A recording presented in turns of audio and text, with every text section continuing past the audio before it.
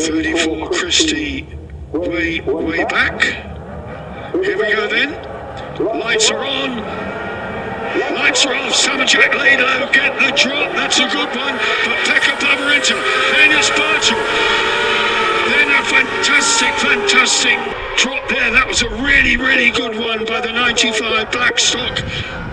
And Oscar Lawrence, they're round copies, they're coming up to Charlie's. You've got them coming towards you now, Keith. Yep, certainly have. Going to be interested to see if everybody takes a gamble and watching it carefully through Charlie's. Not too much sliding around going on here, to be honest. Everybody keeping it nice and smooth. Now, coming off of Charlie's, there's no real spray at all. Going up the hill, there's still a few damp patches up there, but I think the big fat tyres of these Hoosiers are going to clear that away pretty quickly. We're going to watch them up towards Park and see if I can see any action up there. No flags or lights coming at us as the leaders make their way around Chris Curve, all pretty equidistant at the moment. And again, no spray coming off the machines up there at Chris. Down through the gooseneck, all looks pretty even. Stevens going to be a challenge of the lead, is there? No, not quite. But follow each other line of Serm through Mansfield. Watch them into the chicane now. You'll be able to see how much spray there is coming up the short straight up to Mountain Bottom in front of your barriers. They make their way out there. You can't see too much spray, can you, mate? I've got them into the bottom of the mountain. They're really close here. Todd Ellis is fighting hard in about 5th place. Over the top they go, though. It's a brilliant start. Still, the Laidlow's lead. Pekka Pavarenta is right there and behind. The Birchall outfit, the number 16 Birchall outfit, that's just in the positions they were when they left the grid. Waiting for them now to come. They're down at the old hairpin, sprinting down towards Barn. Here they come then, waiting for them. The Laidlow boys very quick out of the trap, and they're chased by Pekka Pavarenta. Over the line they go. Laidlow brothers lead. Pavarenta, then it's Birchall, then it's Blackstock, Todd Ellis, the Christie brothers, Rob Biggs, Phil Bell, cup leader with Paul Kirby behind him. Then it's Rob Middleton, Rob Atkinson and Mark Middleton. Round copies they go up to Charlie's. I said this was going to be a cracker. They'll be flying past you, Keith. Yeah, they certainly are. Laidlow from Pavarenta comes straight past us. Wonder if there's any team orders here. You can see the things in machine of Todd Ellis there as well. He's certainly not giving up on this one.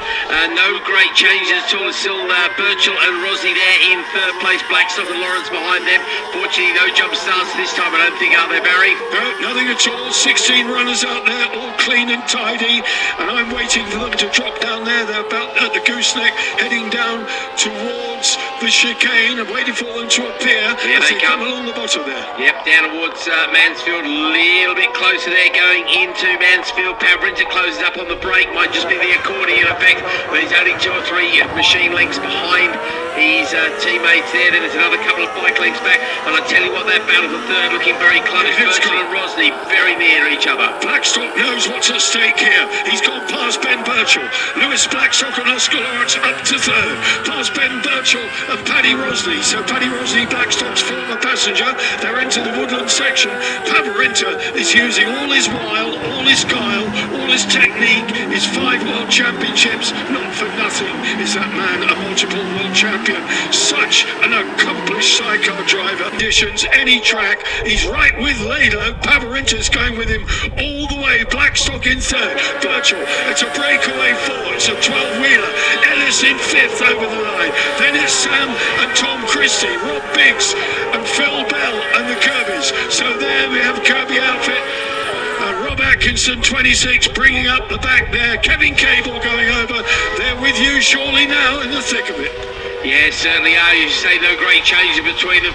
Only fractions of a second between each of them. I can see our leaders already trying to seek out some damp spots. Did we get a tyre report from Bradley at all there? Barry, sorry, mate. Did we get a tyre report from Bradley at all? Majority are on wets, Holden's on slicks, Peaches on wet and slick rear. Todd Ellis is also on a slick, but the majority of them are on wet tyres. Okay. Into the pits comes Charlie Moss. number 38, Charlie Moss, Kirsty Hawkswell, into the pits. Okay, that'll explain what they're trying to seek out of Dan Patches. Oh, there's a challenge there for that second place. I think that might come off around the outside going into the chicane. No, maybe it didn't quite come off. But I tell you what, look at those top three. They are nose to tail going up the mountain there, aren't they? Blackstock is in second now. He means business. He sees the significance of this. The opportunity is here, and Blackstock is right on the back of Lado. A multiple winner here at Cadwell, Lewis Blackstock. Not with Oscar Lawrence, with Paddy Rosney, but with Oscar Lawrence, who's a very capable, enthusiastic passenger. Lewis Blackstock has got a really good buddy alongside, and they are right on the back now of Sam and Jack, the race leaders. Blackstock, though, must be careful not to throw caution to the wind. Ben Birchall and Paddy Rosney still in fourth, Pavarinta down in third. Blackstock, though, is right with the race leaders as they come up towards Charlie. You'll have sight of them now, I reckon. Yeah, they're going to be coming over the top in just a moment, and yeah, Blackstock is definitely going to go for this. All leaders drifting beautifully. No answer to the second place effort. Here we go then down the straight, and you can see that Blackstock and Lawrence are trying to work the slipstream, trying to pick up a damp edge. They're going to have a challenge, surely. It's got to be damp on the inside there at Park Corner. This is a problem with a wet, dry track. Of course, you go for that overtake, and all of a sudden it's wet on the inside. Is there a change, though? They disappear out of my sight. Round Chris Curve we come as Lewis Blackstock being able to do it.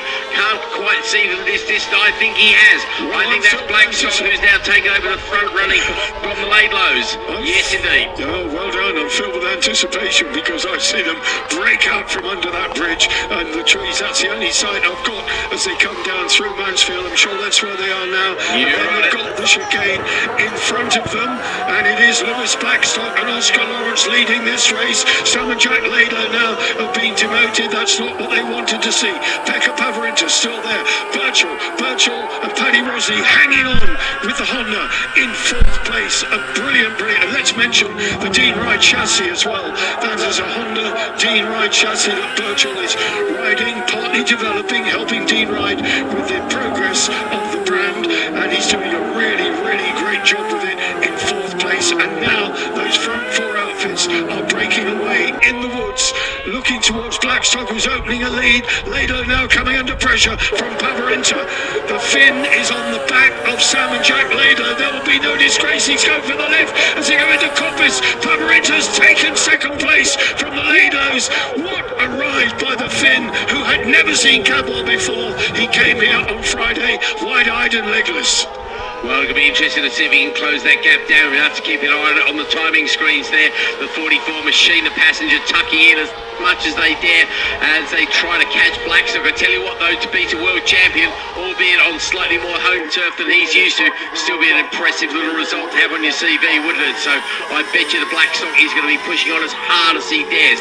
Still some tricky conditions out there. We do know how much their tyres are going to play in their hands or against them, but certainly looking very dry at the moment as everybody seeks out the damp patches. I think they're trying to keep those wet weather tyres as cool as possible. Down into Mansfield, and I think Pavarinta has closed that gap, mate. You're going to be seeing the timing screen there. I don't know if you're going to see any purple lights flash up. Sorry? 1:42 for Blackstock, fastest lap. Did you see any purple lights pop up that time? No, because I've got me back to it. I'm watching all the back no problem at all. As they go in the bottom, Blackstock, you're quite right. Pavarinta is really, really on the case now. He's taken like a duck to water. He's absolutely riding out of his skin. Adam Christie, of course, the third of the Christie brothers, who started his career with Sam about 3 seasons ago, broke his ankle at Thruxton. Tom, the other brother, the twin, jumped in, and he's been with Sam, the eldest brother, ever since. Adam surplus requirements until he got in with Pekka Pavarinta at World Championship level, and those two have really gelled. And Pavarinta now, those pair, Blackstock and Pavarinta, broken away from the third place outfit of the Laidlows, with Birchall still there, Todd Ellis and Clement right there, mate, in fifth, and they're closing. Pavarinta is coming very quickly indeed. He's got that gap down to about 4 bike lengths as he is getting closer. As you say, he's taking this Cadwell Park circle like a duck to pancakes. He is not quite in a position to challenge for the lead at the moment, but I think it's only a matter of time before we see the world champion in the front. But of course, Lewis Blackstock will know that Pekka is not going to be scoring points here, so he can easily afford to let the world champion pass him, simply follow on, and he'll still to pick up 25 points, but the trouble is, Lewis is a racer and he's not going to get beaten lightly. Here we come then, down into Mansfield. Do we see a challenge? No. Pavarinta keeps his powder dry, and you're right about Todd Ellis as well. He's closing on that battle for third as well. So we've got two very distinct battles here at the moment. We've got one for that third place, and of course that one for the lead. Out of the chicane they come, and down towards me. Todd Ellis had a bit of a moment with the Hoosier tyres. He's not really gelled with them, but these conditions are a great leveller, so he's more likely to feel more confident. Throw it around. Pavarinta's right with Blackstock now, and Ellis is right on the back of Ben Birchall. By the way, was that a Chinese duck in the pancakes? Crispy. Well, it's a crisp ride you're getting, certainly from Lewis Blackstock. He is loving it here, and he's a multiple winner here at Cadwell in former British Championship. Last year, well, a good result for him, but not for the championship. Blackstock then with Pavarinta in his slipstream, moving out left onto the inside of Coppice, and Pavarinta, no, Blackstock far too wily for that, just ran in on the brakes. There was no way through for Pekka. Keep your Pekka up, boy, you're on the case, keep it going. We're at half distance and they're with you, Keith. Yeah, they certainly are all a little bit of a twitch from the leaders there. Pavarinta, I think, had to back out of it to avoid a collision with the passenger. They go up the straight once again. Those damp patches are rapidly reducing. There's hardly any way of cooling your tyres now. As they go up towards Park, they disappear out of my sight. I think you're right. I think Blackstock there might have been slightly compromised at Charlie's there as Pavarinta. I think he's showing him a nose. He's letting him know he's there. He's letting him know he wants to perhaps find his way past. Round Chris Curve they come then up towards the gooseneck. Do we see any change? No, it's still Oscar Lawrence leading the way. Pavarinta is pulling alongside. Is that a challenge? No. He shows him a nose, but not quite close. But Todd Ellis does indeed show a nose to the outfit of the Virtuals in front of him. I think Todd Ellis might want to move up into fourth place. How close do you want it? Look at those top three, and Todd Ellis then really pushing hard, but still it's Blackstock hanging on. Up goes Blackstock and Pavarinta having a go at the foot of the mountain. How brave is that? Over the top then, I've got to be careful I don't get feedback when I move too close to the speaker. But Pavarinta is right there. This is amazing. Laidlow's still very, very much in touch. They're waiting to pick up the pieces like a Labrador if a piece of meat falls off the table.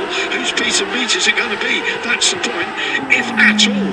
Birchall then is really under pressure from Todd Ellis. If not, has already succumbed. He has. Birchall then down to fifth. Todd Ellis, Emmanuel Clement up to fourth. Coming up to play with the fast boys at the front. And Todd Ellis now has got the Laidlow brothers in his sights as he goes around Coppice. You would not put a tenner on the table against him going past, I can tell you. Todd Ellis has got his mojo back, and it's good to see. Yeah, no, it really is. These tricky conditions playing nicely in his hand. And let's not forget, Todd is a twice world champion at the end of the day. Now, none of these guys out here are mugs. Oscar Lawrence must be loving this. He's going to end up on a timing sheet at the moment if he stopped the race right now with two world champions in his wake. That'd be an absolutely brilliant thing to stick on your dartboard. Now, around the park curve they go. I don't think I saw any challenges coming out anywhere at all. Three world champions. Three world. Yes, of course. Sorry, thank you for the update there, Barry.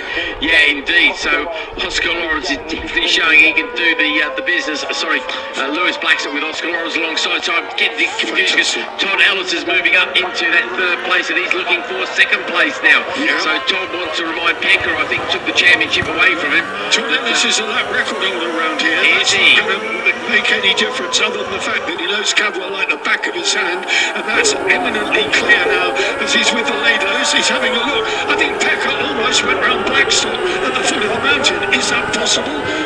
Yes, it is. Pavarinta's gone past Blackstock to take the lead. Pekka Pavarinta going into Hall Bends took the lead. In fact, they were side by side over the top of the mountain. Never been seen before in a sidecar outfit. This is racing at the best level. John Holden is in the pits.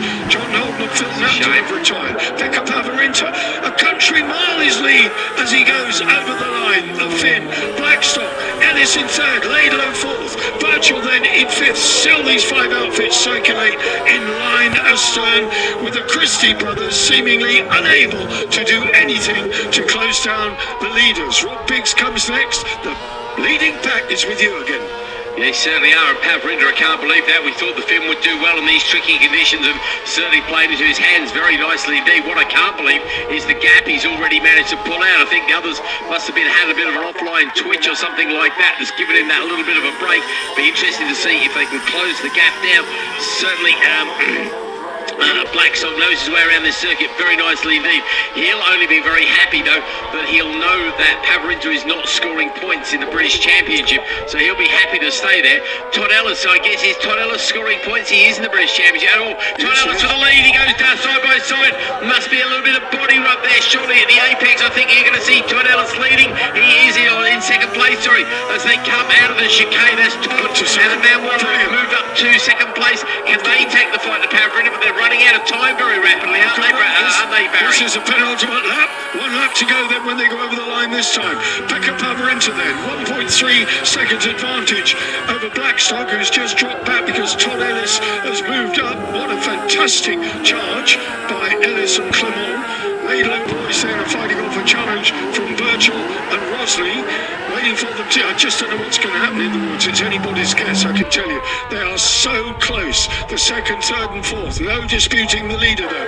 Pekka Pavrinta, Todd Ellis in second, Lewis Blackstock and Oscar Lawrence. Ellis is no problem to their championship. The Laidlows are behind them. That's what's important. Birchall then rounding out fifth place ahead of Sam and Tom Christie. Then Rob Biggs and Phil Napton go over in seventh place. And then it's Paul Kirby and Emma Salmon who got the better of Phil Bell and Phil Hyde for the Cup Championship chase. Keith? I was hoping we'd be going for a grandstand finish here, but I think they've all spread out just a little bit too far to give a challenge. Pavrinta drifted that outfit beautifully through Chris Curve, last time round, and he did exactly the same coming off the top here.